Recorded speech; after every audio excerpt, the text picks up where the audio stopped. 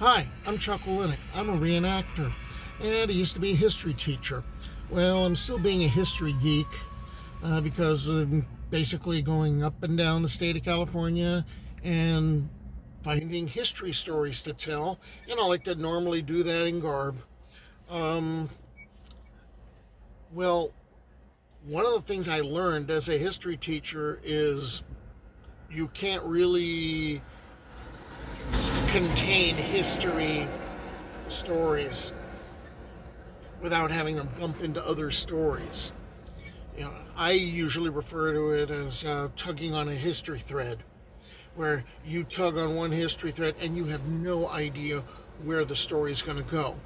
So, I've been doing my California stuff, and I've been researching California banditos and lawmen, and I realized that the Earp family, as in like Tombstone, had a connection to Southern California. Okay, I was researching the family connection to the Earps being in Colton, and then I tugged on this one thread and I heard about a place called Agua Mansa. I'd never heard of Agua Mansa until about a month ago. And I've seen a couple of references to apparently Wyatt Earp had a home in Agua Mansa. I think this was probably like when he was a Teamster still. This is before his Kansas Law Dog days and Tombstone stuff and the Earp Vendetta ride. And I decided, okay, I have to find Agua Mansa and see what happened to it. So right now I'm at the Agua Mansa Pioneer Cemetery basically it's in Colton. And I hope you stick around and watch what I find.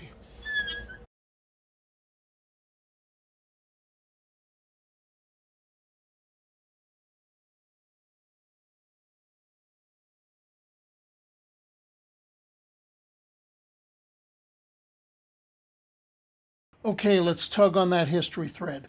Wyatt reportedly had a place in Agua Mansa, but I had no idea where the town even was. But the Earp parents had a place in Colton, where Virgil would return to after the events of Tombstone, and that Morgan would be buried in the cemetery on Slover Mountain, and that Agua Mansa was south of the mountain. This is what the mountain looked like back then. Strip mining for cement and granite began in the 1890s and continued on Slover Mountain and surrounding hills through the 1910s, into the 1940s as well, cutting the mountain away, throughout the 20th century where the mountain looked like a ziggurat, until this is all that's left today, which you can kind of see why Morgan's body had to be moved to Hermosa Cemetery. Alright, so that's how you make a mountain disappear. Now, imagine how easy it is for a town to disappear. Okay, it's not just about the village or the town of Agua Mansa, but also of La Placita, and how these two villages come into existence and then they will pretty much disappear. So, the story actually starts at the tail end of the mission period. All right, it's now the era of the ranchos, and so mission lands or former mission lands are being divided up, and they're being given out as grants to people who picked the right side in the war for the independence of Mexico from Spain. So that's where we start this. Don Antonio Lugo had just acquired the 35,500 acre Rancho San Bernardino in 1838. In that same year, Governor Juan B. Alvarado granted the 40,569 acre Rancho Yarupa to Juan Bandini. Divided by the present-day counties of Riverside and San Bernardino, it was located along both banks of the Santa Ana River in Southern California. The rancho included much of the land in the present-day city of Jurupa Valley, as well as the downtown area in the city of Riverside. By the way, you'll notice two Rancho Jurupas, Rancho Jurupa Stearns and Rancho Jurupa Rubidoux.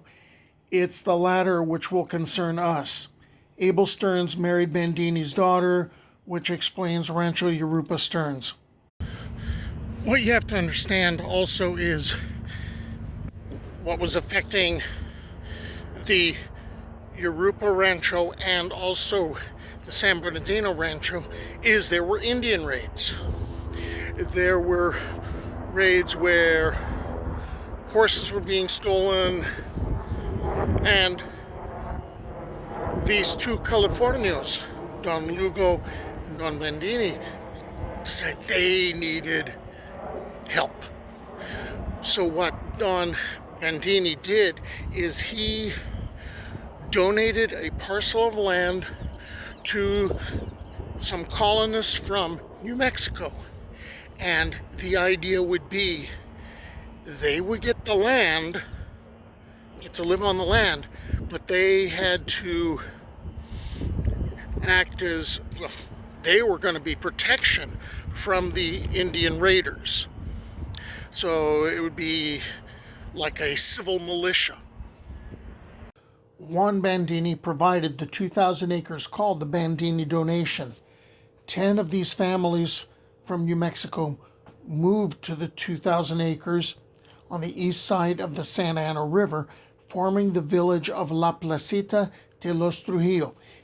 Instead of a community land grant still owned by the ranchero, each family received their own plot of ground along the Santa Ana River, similar to the custom in New Mexico.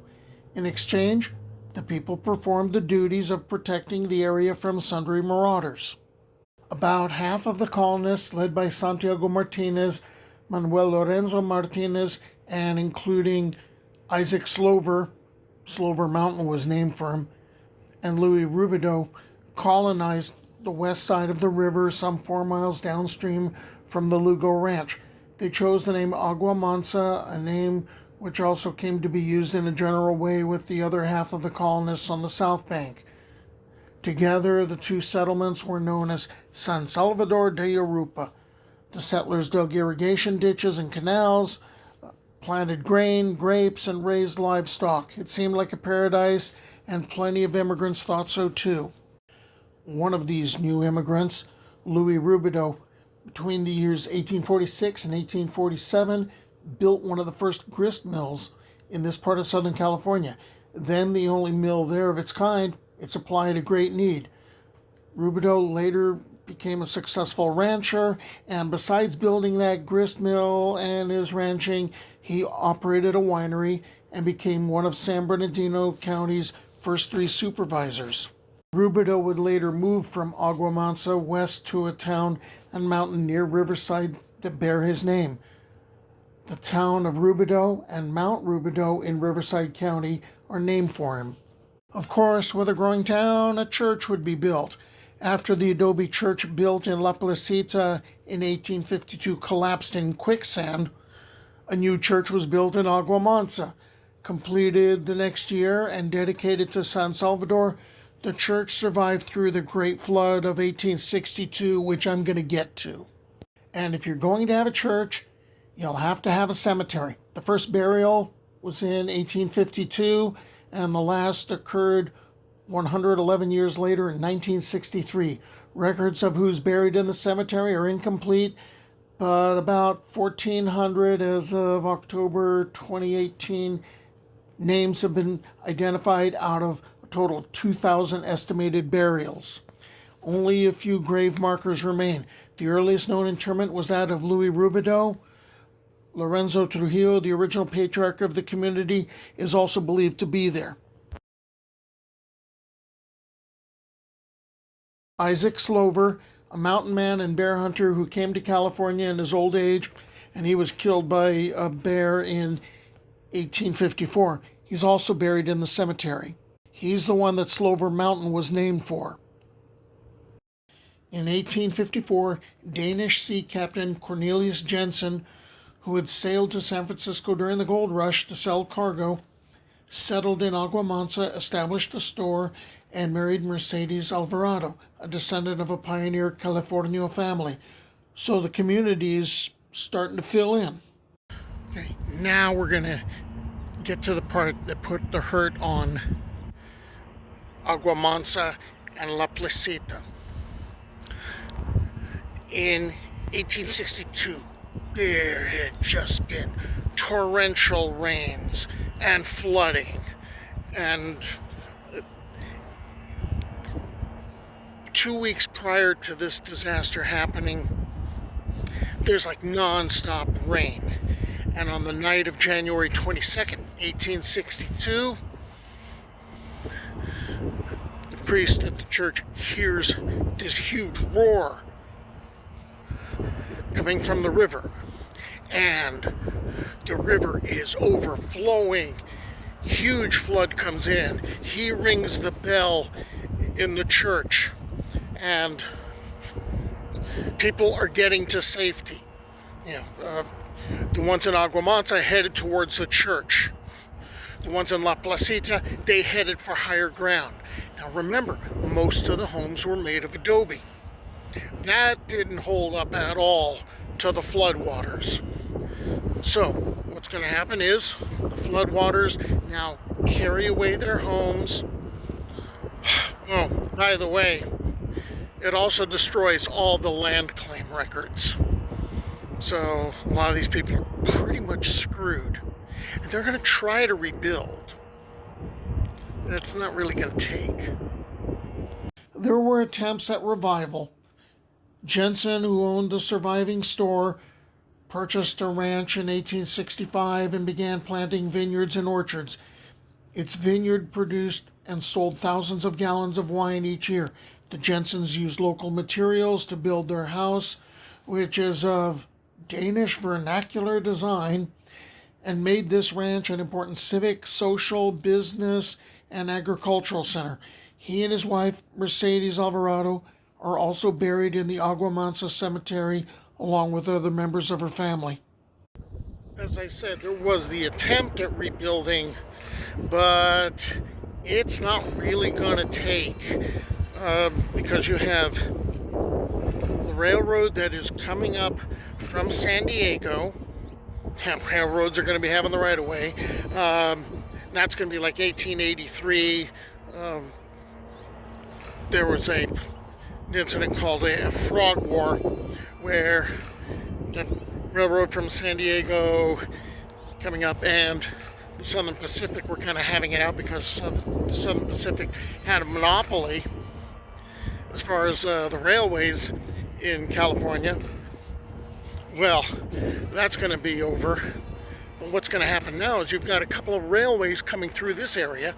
That's going to be driving people away. Plus, the cement industry gets going, and so Slover Mountain is getting, stripped.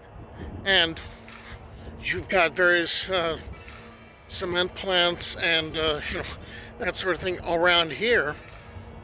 The citrus industry grows, and for some reason, people don't want to stay. And as a matter of fact, this is now known as the Agua Mansa Industrial Corridor. And I'll show you a clip of what's around here. But basically, the town, or the two towns, La Placita and Agua Mansa, they're being killed off.